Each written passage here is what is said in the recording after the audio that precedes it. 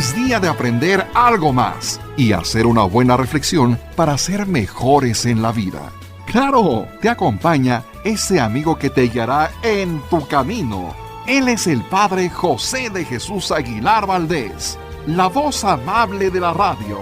Esto es En tu Camino. ¿Qué tal, amigas y amigos? Muy buenas tardes y bienvenidos a este programa En tu Camino que hacemos para ustedes con mucho cariño. Y como ustedes son los más importantes y dan sentido a este programa, siempre lo repetimos, hemos creado esta sección especial que ayuda a aprender o repasar los temas que todo católico debe saber, no solo para poderlo poner en práctica y sentirnos muy orgullosos de lo que creemos, sino también para poder defender nuestra fe ante quienes nos atacan. Pero como siempre, antes de tocar el tema de hoy, y después de agradecer a todos ustedes por su preferencia, permítanme agradecer también a mis colaboradores del día de hoy.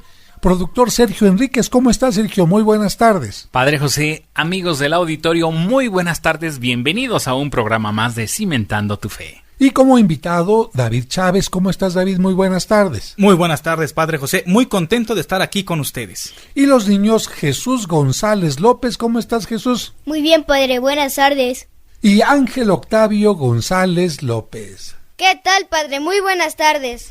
Pues ya está el equipo completo, así que en el programa de hoy vamos a continuar con el tema del sacramento de la Eucaristía, al que hemos dedicado varias sesiones, y recordamos que en el programa anterior estuvimos hablando de las palabras que Cristo dijo en la última cena cuando tomó el cáliz.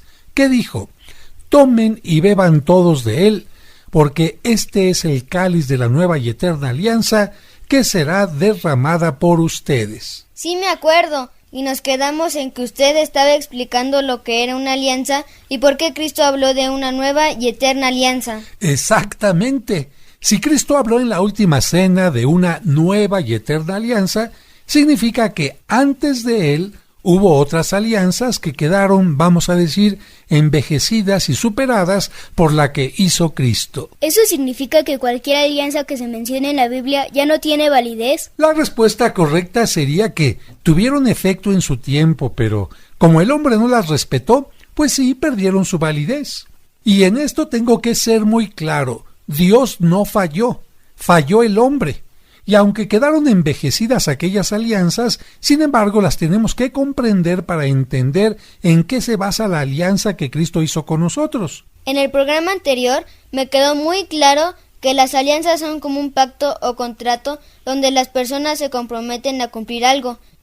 Y también me quedó claro que a veces los contratos se sellaban o firmaban con la sangre de animales. Yo comprendí muy bien que Dios no necesita que le sacrifiquen animales, pero Dios se tuvo que adaptar a las costumbres de los humanos para que los humanos comprendieran el mensaje que Dios quería darnos. Exactamente, me da mucho gusto que poco a poco vayan entendiendo cosas que no todos los católicos han entendido y que por supuesto quieren aprender. ¿Le parece que comencemos hablando de la alianza que hizo Dios con Abraham? Me parece muy bien, Jesús, porque esa es la alianza que todos los niños aprenden en el catecismo. Y para entender su situación, la situación de Abraham, tenemos que tratar de pensar como pensaban en su tiempo. Insisto, no es que Dios nos quiera enseñar que es bueno tener varias esposas o que se pueda tener hijos con las esclavas o sirvientas. Más bien tenemos que entender que no siempre la gente ha pensado igual. De hecho, ahora ya ni siquiera se podría pensar en tener esclavas. Por eso, amigos, es muy importante comprender por qué en aquel tiempo un hombre podía tener hijos con su esposa y sus esclavas, y también cuál de los hijos era considerado el hijo más bendecido. Así que pongan mucha atención. A ustedes, niños, y a todos los que nos escuchan, les voy a pedir que piensen que en tiempo de Abraham no había los medicamentos que tenemos ahora, ni los antibióticos que pueden ayudarnos a acabar con las bacterias. No había medicamentos para la diarrea, ni para la calentura, ni vacunas, ni penicilina. Si alguien se fracturaba un brazo, no tenía las técnicas que tenemos ahora para que se pudiera arreglar. Incluso si se les llegaba a pudrir una muela o se infectaban las encías, la gente se podía morir muy fácilmente. Yo no había pensado eso. Entonces, de seguro la gente se moría más fácilmente, ¿verdad? Efectivamente. En aquel tiempo la mortandad infantil era muy común y el promedio de vida muy corto, porque cualquier enfermedad o infección podían acabar con la vida. Por eso, cuando el jefe del clan o familia veía disminuir drásticamente el número de sus miembros, de sus hijos, hacía todo lo posible para que su familia no desapareciera. Por eso se consideraba normal que para garantizar la descendencia y el número de la familia, el padre tuviera hijos con la esposa y las distintas esclavas. Así que la poligamia no era considerada infidelidad, sino más bien necesidad de supervivencia. Pues sí, porque mientras más hijos tuvieran, tenían la posibilidad de que no se acabara su familia. Exacto. Y había también una manera de pensar muy distinta a la que los padres tienen ahora sobre sus hijos. Eso hacía que hubieran grandes diferencias sobre los derechos que los hijos podían reclamar. No todos los hijos tenían los mismos derechos. ¿Qué era lo que pensaban? Pensaban que el hijo primogénito, o sea, el primer hijo varón de la esposa, era considerado la mayor bendición de Dios y por lo tanto ese hijo era quien tenía absolutamente todos los derechos.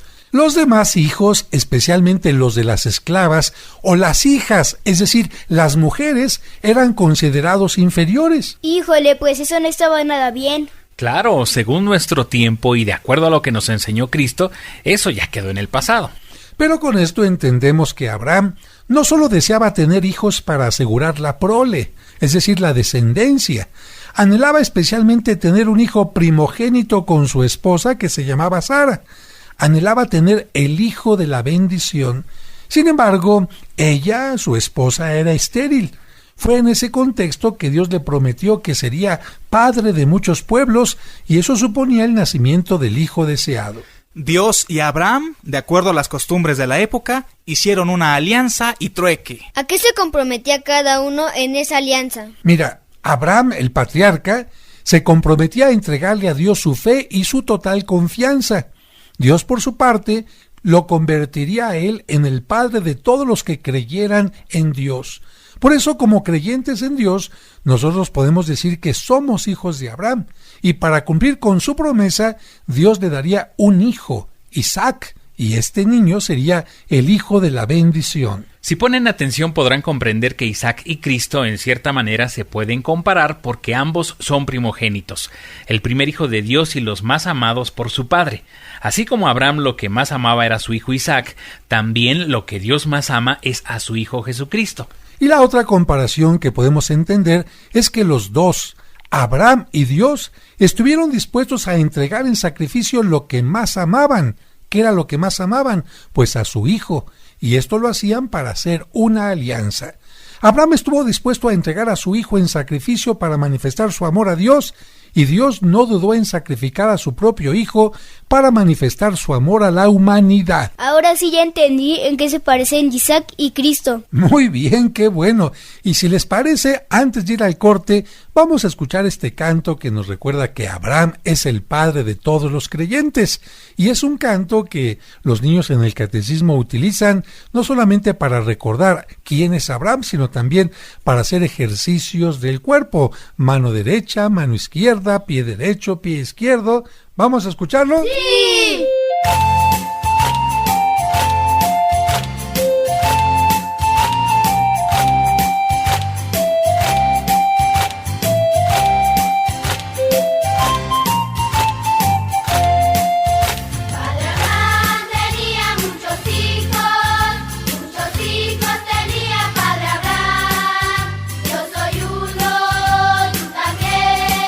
Por eso vamos a alabar a nuestro Dios. Mano derecha,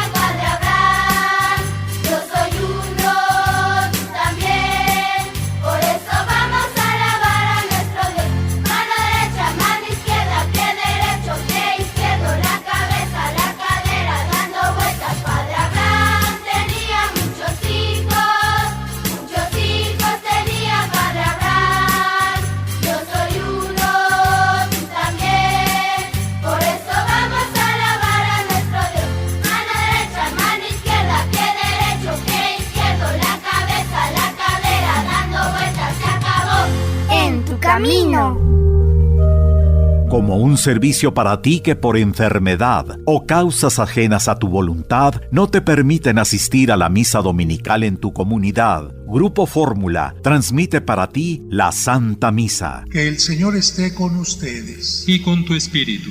Proclamación del Santo Evangelio. La Santa Misa, todos los domingos a las 2 de la tarde por 1470 AM. Estás escuchando En tu Camino. En tu Camino. Con el Padre José de Jesús Aguilar Valdés. La voz amable de la radio.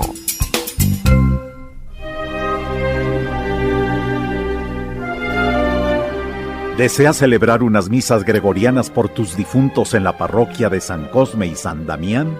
Es decir, misas ininterrumpidas durante todo un mes. Pide informes al 55 55 66 77 44 de 9 a 2 y de 5 a 7.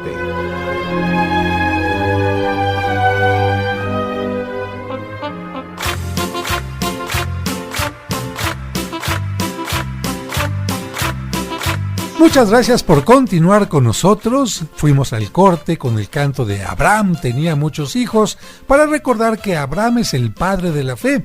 De hecho, los judíos consideran a Abraham el padre del judaísmo, los musulmanes consideran a Abraham el padre del Islam y nosotros los católicos consideramos también a Abraham nuestro padre. ¿Por qué? Porque fue el primer hombre que creyó en el Dios único y verdadero. Y bueno, este canto es un canto que a los chiquillos les gusta porque no solamente les recuerda esto, sino que también los pone a hacer ejercicio en el catecismo, moviendo la mano derecha, la mano izquierda, el pie derecho, el pie izquierdo, la cabeza, la cadera, dando vueltas. Y bueno, y nosotros ya no seguimos dando vueltas, sino continuamos con el tema de la Eucaristía y concretamente continuamos con el tema de la relación entre Eucaristía y la alianza.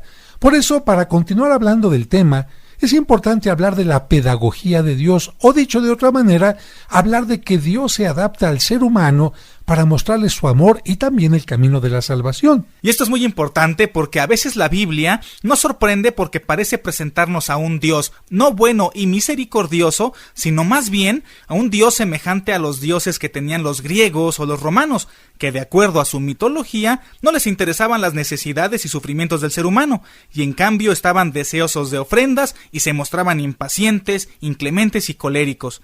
Sin embargo, en la Biblia, bajo un lenguaje a veces difícil de comprender, Dios manifiesta una pedagogía divina. Esa pedagogía nos ayuda a comprender que Dios se adapta a las diversas circunstancias de los seres humanos para que podamos comprender más fácilmente su mensaje de amor. Por eso en la Biblia se ve claramente que Dios utilizó el lenguaje y costumbres de cada tiempo, aunque a veces nos parezca medio salvaje, pero Dios los utilizó para transformar y elevar nuestra humanidad.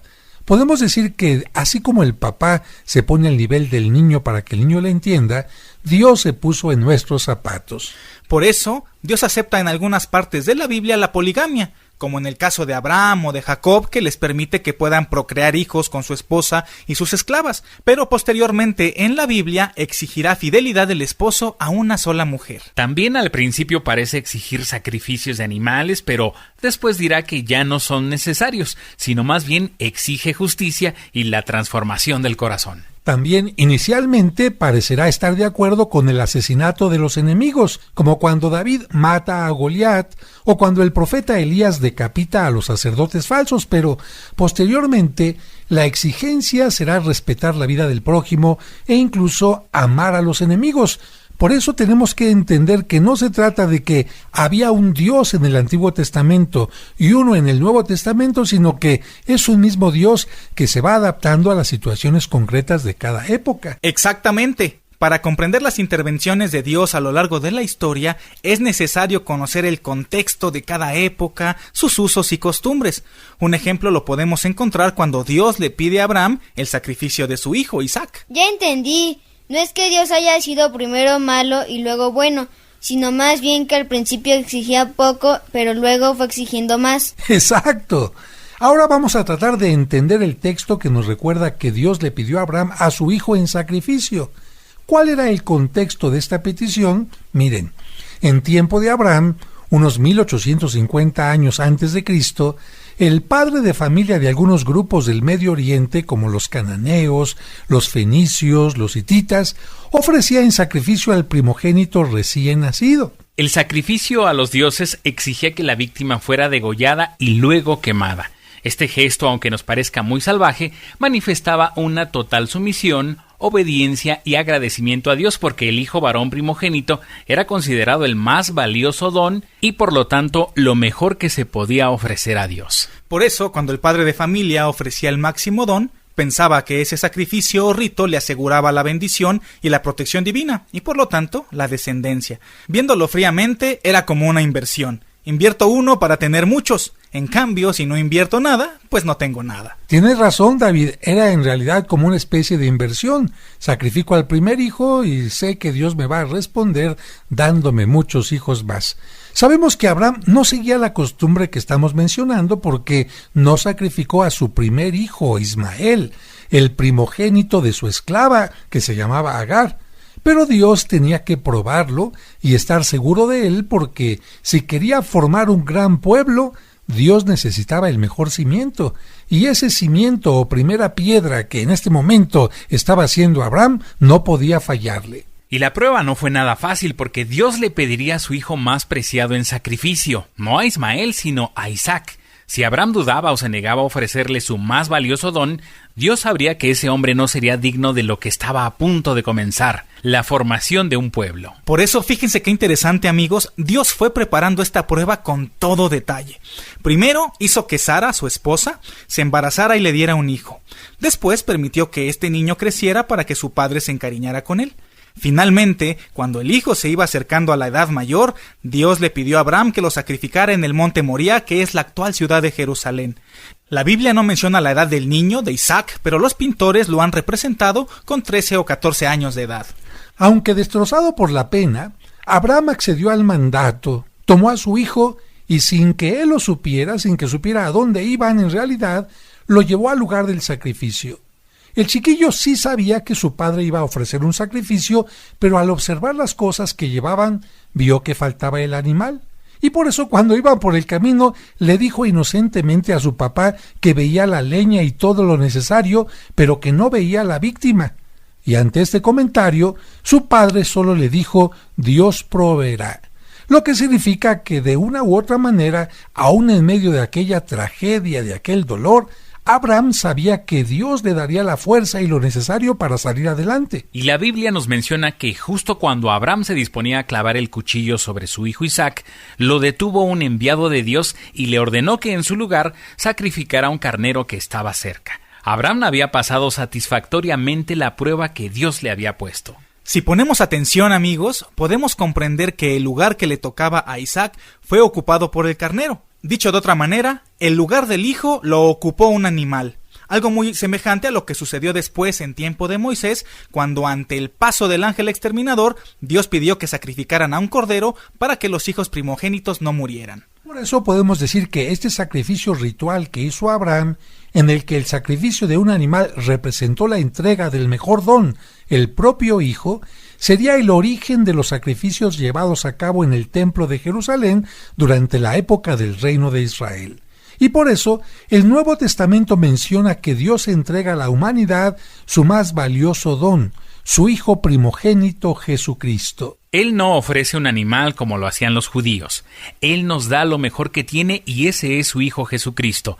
Y Jesucristo en la Santa Misa se ofrece por nosotros como el verdadero Cordero. Y por lo que nos están contando, en esta alianza Dios sí cumplió su promesa de hacer que Abraham tuviera muchos descendientes, porque somos todos los que creemos en Dios. Y también Abraham cumplió porque le dio a Dios lo que más quería. Así es. Esa fue una alianza personal entre Dios y Abraham y no se rompió, pero la que sí se rompió es la que muchos años después hizo Dios con Moisés y el pueblo. A esa es la que se le llama la antigua alianza, la que Cristo dijo que quedaba atrás. Para los que no lo recuerdan, esa alianza es la que Dios hizo con Moisés y su pueblo cuando salieron de la tierra prometida. Dios se comprometió a mostrar su protección y ayuda al pueblo para que pudieran llegar a la tierra prometida, y por su parte, el pueblo se comprometía a no tener otros dioses y a cumplir los mandamientos y leyes que Dios les daba. En este caso ya no se trataba de una alianza personal entre Moisés y Dios, sino entre Dios y todo el pueblo. Y aunque Moisés se hubiera mostrado como una persona buena y responsable, ya no era suficiente porque la alianza no solo era con él, sino con todo el pueblo. Y si el pueblo no cumplía con los mandamientos, rompería la alianza y la dejaría sin validez. Aquí también hablamos de cómo Dios va creciendo en la exigencia con el pueblo. En un principio, la alianza que hace es una alianza personal entre él y Abraham. Pero en este caso ya no es una alianza entre Dios y Moisés, como bien lo ha dicho Sergio, sino ahora con todo el pueblo. Y esto significa un problema grande porque el pueblo está formado por muchas personas, no solo una o dos, y Dios quiere que el pueblo aprenda a cumplir como pueblo. No basta que una o dos o tres personas hagan lo que les toca hacer, sino que todo el pueblo tenga conciencia de la responsabilidad de esta alianza, y para que al pueblo le vaya bien, todo el pueblo tendrá que ser fiel a Dios. ¿Por qué? Porque Dios no solamente es fiel con uno del pueblo o con dos, sino Dios es fiel con todo el pueblo. Vamos a ir a un breve corte para continuar hablando de esto que es la nueva y la eterna alianza, comparados con la antigua, con la vieja alianza. Yo soy el pan de vida, el que viene a mí no tendrá hambre, el que cree en mí no tendrá sed. Nadie viene a mí si mi Padre no le atrae. Yo le resucitaré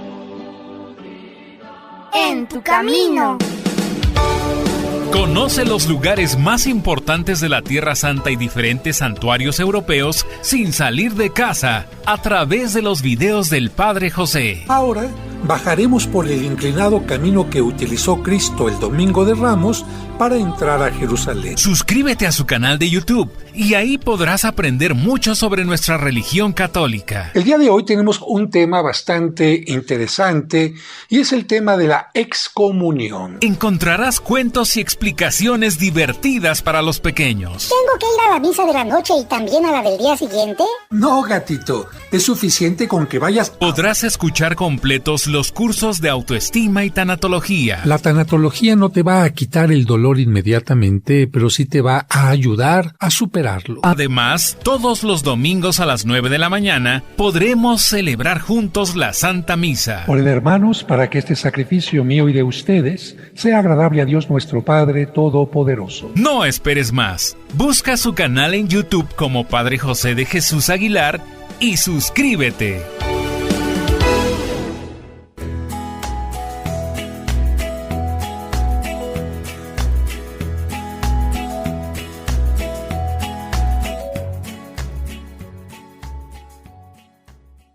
En tu camino, un programa para encontrar la meta.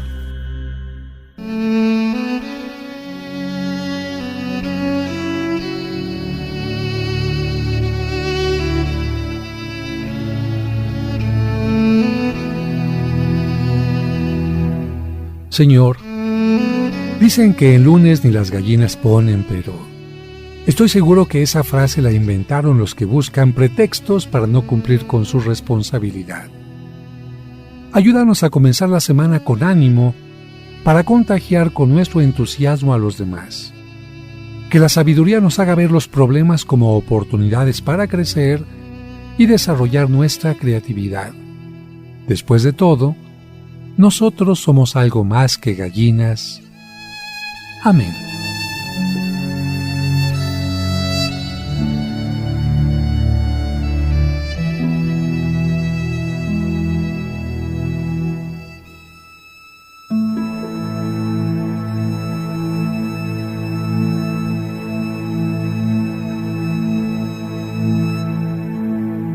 En tu camino. Muchas gracias por continuar con nosotros en este programa especial sobre la Eucaristía, concretamente con el tema La Alianza, la nueva y eterna alianza. Y antes de ir a un corte, estábamos hablando de aquel momento en que ha salido el pueblo de Egipto con Moisés a su cabeza, han llegado al monte Sinaí, y antes de que empiecen su travesía por el desierto, Dios dice: señores, tenemos que caminar juntos. Si ustedes caminan por su lado, ¿quién sabe a dónde lleguen? Si ustedes caminan por su lado, yo no me comprometo a cuidarlos, a alimentarlos, a protegerlos. Pero si ustedes quieren que los cuide, tendrán que ser fieles a este Dios que les ha dado la libertad, a este Dios que los va a llevar por el camino, y tendrá que confiar en que lo que yo les estoy pidiendo es necesario para que lleguen a la tierra prometida. Si yo les doy unos mandamientos, será precisamente porque estos mandamientos les servirán para crecer como pueblo. Y como ya hemos dicho que en aquel tiempo las alianzas, los contratos se hacían sellándolos con la sangre de algún animal, pues Moisés sacrifica un animal y con aquella sangre rocía al pueblo, como diciendo: Señor, estamos todo el pueblo aceptando este compromiso. Lamentablemente, vamos a ver en la Sagrada Escritura que esta alianza, que se hizo con tanto cariño al principio, con tanta alegría, fue rota en muchas ocasiones, no por Dios, sino por el pueblo. Dios cumplió su parte porque les concedió que llegaran a la tierra prometida, pero el pueblo no cumplió con la suya, con su parte. No obstante, Dios no rompe la alianza, tiene un poquito de paciencia, se hace el disimulado y Dios sigue siendo fiel al pueblo. Pues sí, siguió siendo fiel y les tuvo mucha paciencia, pero como pasaron los años y el pueblo no supo valorar el amor de Dios, Él quiso darle una lección y permitió que otros pueblos lo invadieran. Así fue como los asirios y babilonios destruyeron Jerusalén y su templo, tomaron presos a los hebreos y los llevaron al exilio en Babilonia. Y es que, como dice el dicho, nadie sabe lo que tiene hasta que lo ve perdido. Dios sabía que el pueblo necesitaba perder lo que Él le había dado para que volviera a valorarlo, y afortunadamente así fue. Cuando estaban en Babilonia se pusieron a llorar y a extrañar los tiempos en que Dios los bendecía, y sólo así hicieron el propósito de cambiar.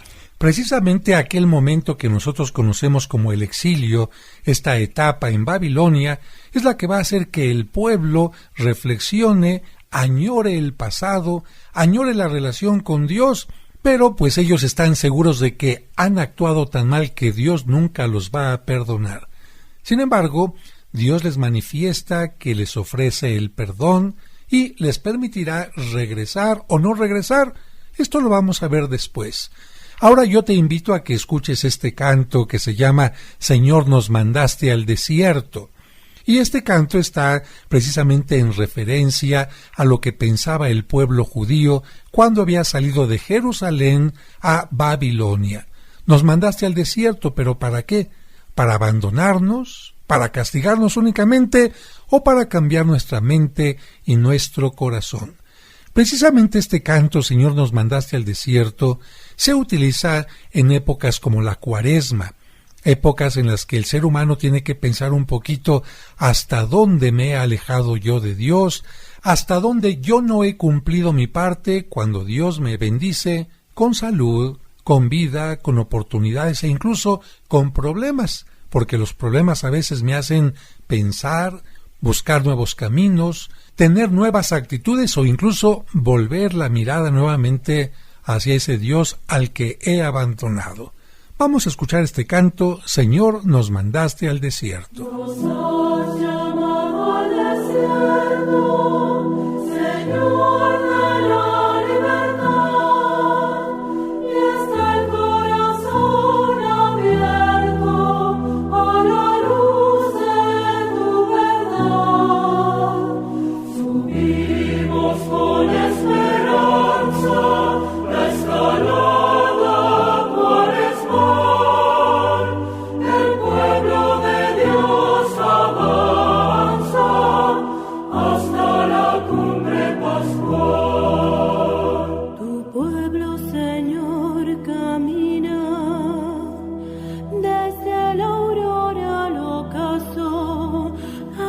Pascua se encamina.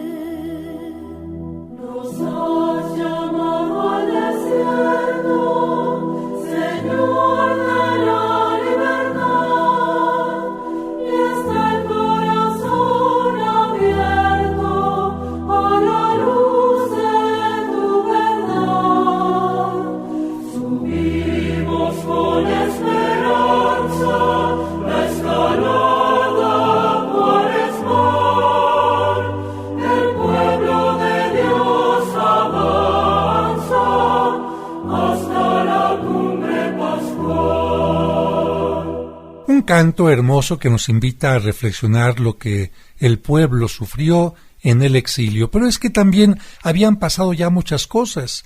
Dios le había permitido al pueblo llegar a la tierra prometida, le había dado reyes, antes de haberle dado reyes le había dado jueces que lo orientaban en su caminar. Los primeros reyes se mantuvieron más o menos fieles a Dios, David, también el hijo de David, Salomón, pero después vino una plaga de reyes que, lejos de ser fieles a Dios, se fueron alejando de él. Dios les mandó profetas, pero el pueblo y los reyes no solo no escucharon a los profetas, sino que incluso los asesinaron a pedradas de distintas maneras, y fue cuando, hacia el año 600 antes de Cristo, todavía faltaba bastante para que naciera Cristo, Dios dice: no han entendido, tendré que poner mano dura y permitir que sean exiliados. Viene la destrucción del templo, viene la destrucción de Jerusalén y viene el exilio desde Jerusalén hasta Babilonia. Pero nosotros vamos a regresar después del corte para saber qué es lo que pasó después. No le cambien. como un servicio para ti que por enfermedad o causas ajenas a tu voluntad no te permiten asistir a la misa dominical en tu comunidad, Grupo Fórmula transmite para ti la Santa Misa todos los domingos a las 2 de la tarde por 1470 AM. En tu camino, un programa para encontrar la meta. Camino, un programa para encontrar la meta. ¿Deseas comprar el extracto de agave Mimex? Informe sobre costos y envíos al 55 55 66 77 44 de 9 de la mañana a 7 de la noche todos los días de la semana. Mimex, Mimex, Mimex, aliméntate con Mimex. Aviso de funcionamiento COFEPRIS número 001319.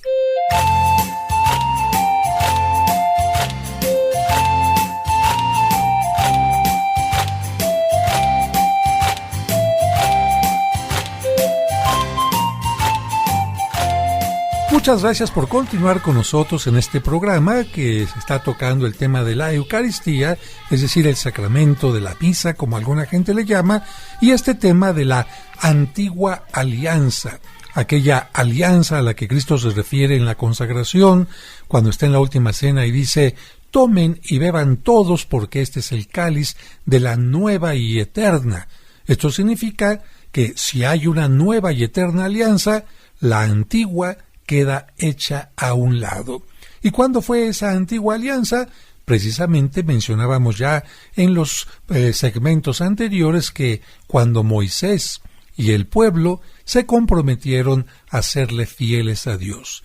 No lo cumplieron y sin embargo Dios no rompió la alianza, como que se hizo el disimulado, como que quiso manifestar su paciencia, su ternura, su misericordia, pero era demasiado. Y llegó el momento en que Dios tendría que hacerles entender lo que significa fidelidad, lo que significa responsabilidad. Yo doy, ustedes tienen que dar. Yo amo, ustedes tienen que amar. Y precisamente vamos a continuar hablando de qué es lo que pasó después de esta época del exilio. ¡Ay, pobrecitos! ¿Y Dios les concedió regresar a Jerusalén? Sí, sí se los concedió, pero tuvieron que pasar 70 años para que les ayudara a regresar. El pueblo, por supuesto, que tenía deseos de cambiar y hasta inventaron lugares de reunión para repasar los mandamientos y la Sagrada Escritura, pero poco a poco otra vez se les fue olvidando y regresaron a las mismas. Esto que dice David es muy importante. Antes de esta época del destierro, los judíos no tenían lugares para reunirse y repasar la palabra de Dios. El lugar único que tenían para reunirse y medio escuchar un poquito era el templo, por lo que el pueblo, podemos decir, era un tanto analfabeto en lo que se refiere a la Sagrada Escritura. Solamente conocían la palabra de Dios los rabunís, los rabinos, los maestros, pero el pueblo no tenía gran conocimiento. Por lo que cuando estaban allá en Babilonia dijeron: ¿cómo le haremos para que no se nos olvide lo que Dios nos ha pedido? Que no se nos olviden los mandamientos, el pacto que hemos hecho con Dios. Y entonces así se vio necesario que cada población debería levantar un pequeño cuarto, sencillo, sin gran ornamentación, llamado sinagoga. Porque en realidad la palabra sinagoga significa la agrupación que se reúne para escuchar la palabra de Dios, es decir, las personas como tal. Y en cada lugar, pues el que sabía más tenía que instruir al pueblo.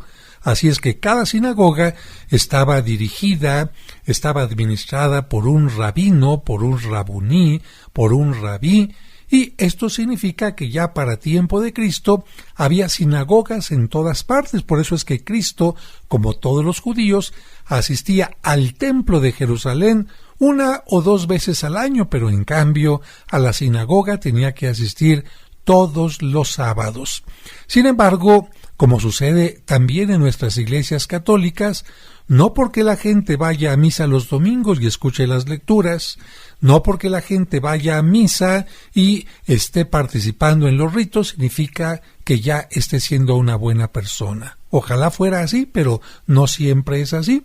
Así que los judíos, los hebreos, como les llamamos los israelitas, también tuvieron una actuación nada agradable. Por supuesto, Padre José, porque, ya lo dijimos, faltaron a todos los mandamientos. Creyeron en otros dioses y adoraron ídolos, no le dedicaron a Dios el día que Él les pedía a la semana, no respetaron a sus padres, mintieron, juraron en vano, se mataron entre ellos, se robaron mutuamente, no respetaron a la mujer de su prójimo, etcétera, etcétera. Y lo curioso es que cuando el pueblo se daba cuenta que había roto la alianza, se le ocurrió que podían enmendarla ofreciéndole a Dios sacrificios de animales.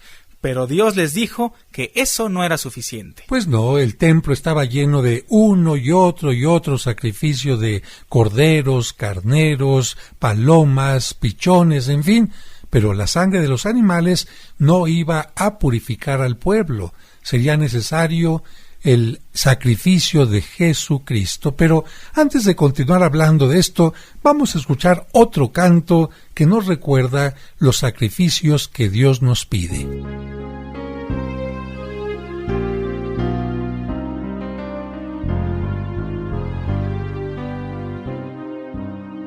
Te ofreceré un sacrificio de alabanza, invocando tu nombre, Señor. Te ofreceré un sacrificio de alabanza, invocando tu nombre, Señor. ¿Cómo pagaré al Señor todo el bien que me ha hecho?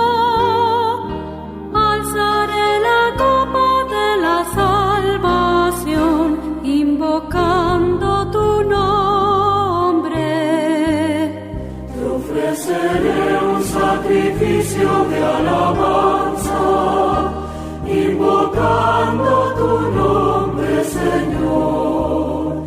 Te ofreceré un sacrificio de alabanza, invocando tu nombre, Señor. Sierva tuya por siempre seré, sierva tuya, hija de tu esclava. Tú, Señor, rompiste mis cadenas, yo te ofrezco mi alabanza. Te ofreceré un sacrificio de alabanza, invocando tu nombre, Señor.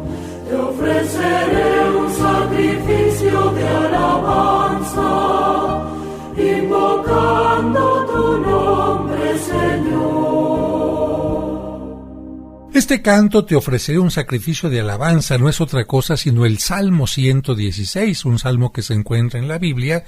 Y es curioso porque Dios les había inspirado estos salmos para recordarle al pueblo: tú tienes que ofrecer un sacrificio de verdadera alabanza, de verdadero corazón.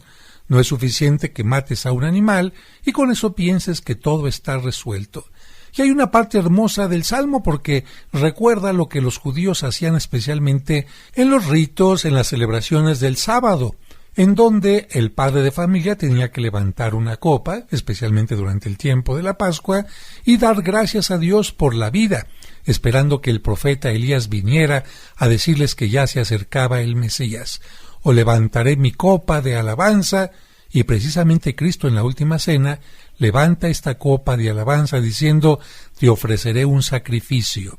Cristo sabe que después de la última cena irá al huerto de Getsemaní y después será crucificado. Cristo va a ofrecer el verdadero sacrificio de alabanza. Por eso Cristo en la última cena, cuando habla de su sacrificio en la cruz, les dice a sus apóstoles: esta es la sangre de la nueva y eterna alianza que será derramada por ustedes. Claramente está diciendo que las antiguas alianzas han quedado sin vigor y que después de la que hace con su pasión y muerte, no será necesaria ninguna otra. Por eso dice nueva y eterna alianza. Pues yo espero que con esto haya quedado claro el tema de la alianza.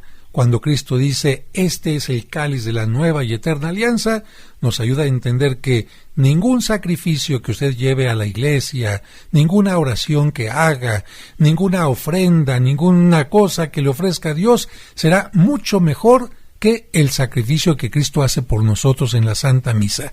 Por eso la Santa Misa es el principal de los sacramentos y es el punto en el cual nos tenemos que reunir como comunidad.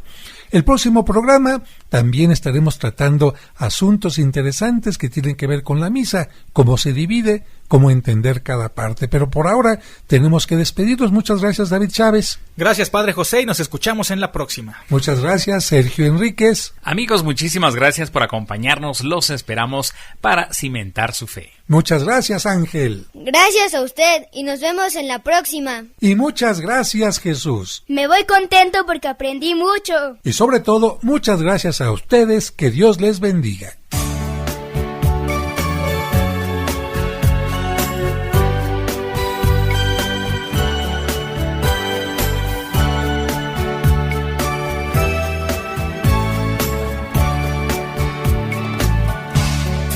Padre nuestro, que estás en el cielo, santificado, sea tu nombre,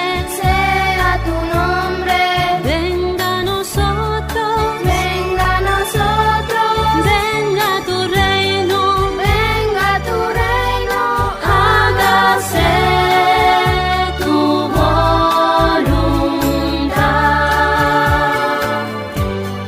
en la tierra como en el cielo.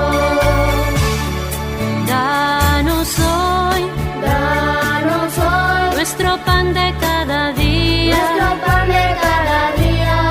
y perdona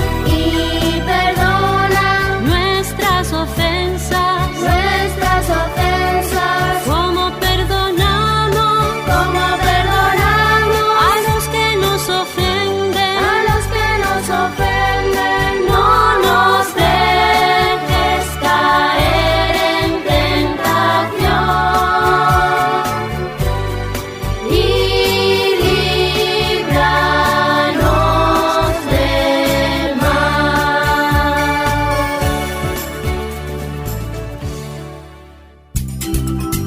En tu camino, con el Padre José de Jesús Aguilar Valdés, la voz amable de la radio.